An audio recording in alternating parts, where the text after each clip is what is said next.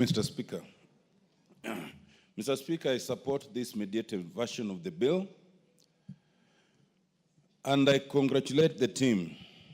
Mr. Speaker, those of us who are lawyers know that even in law, we are moving from confrontation, from litigation to mediation. So mediation is a good thing.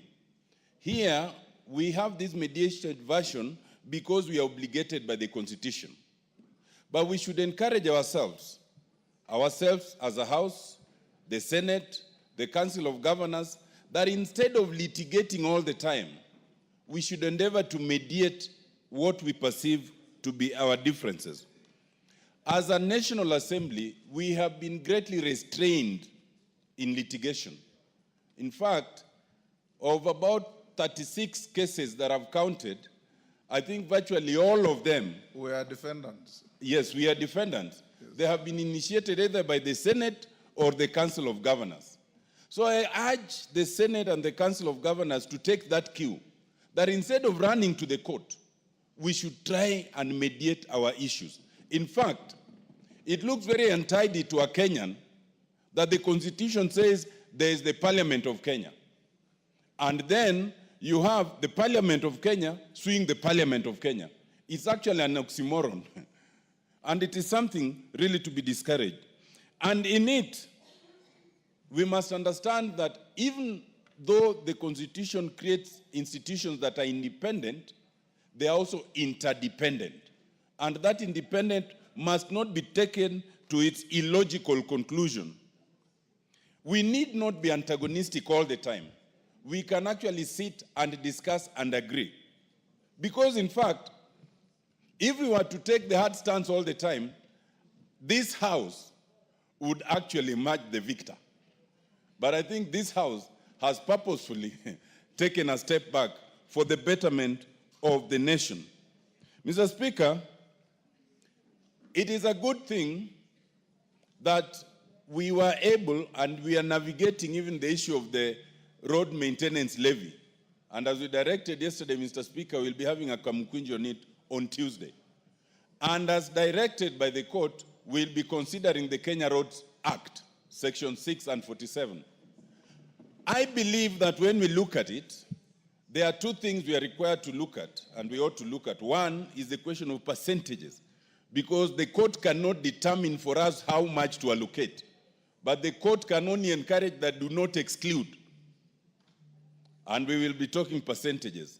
But I think that we should go beyond percentages and we should talk of purpose.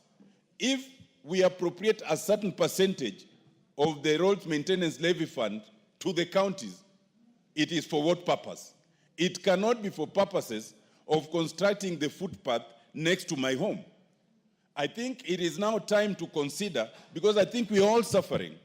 While we can usually engage with KERA to try and do some maram roads here and there, all tarmac roads, the few that may have been done, are all being now wiped out.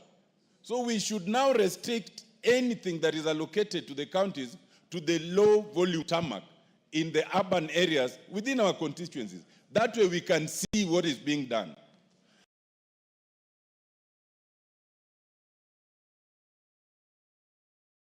Speaker, because, for example, take two examples that are totally devolved. Health.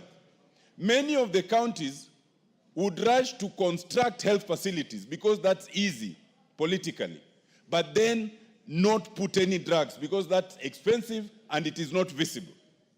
Many of the counties would rush to put a sports facility because that's visible, but not invest in the sports equipment or in the sports tournament. The idea of sports was removed from CDF and none of us is now involved. And you'll realize that in the whole country now, you do not find sports tournaments. You know? So development of top sports talents then just dies like that. I'd like to finish, Mr. Speaker, by saying, in the context of all this is the question of NGCDF. And as Mr. Speaker directed, next week we are discussing this matter, especially the constitutional amendment, and then we go on recess. I would like to urge members at this point to plan for next week so that you are pleased here.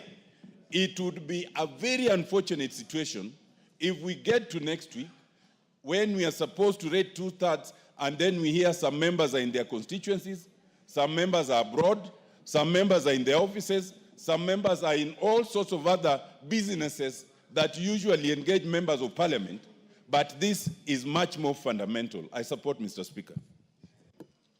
Osoro, the last one on this side.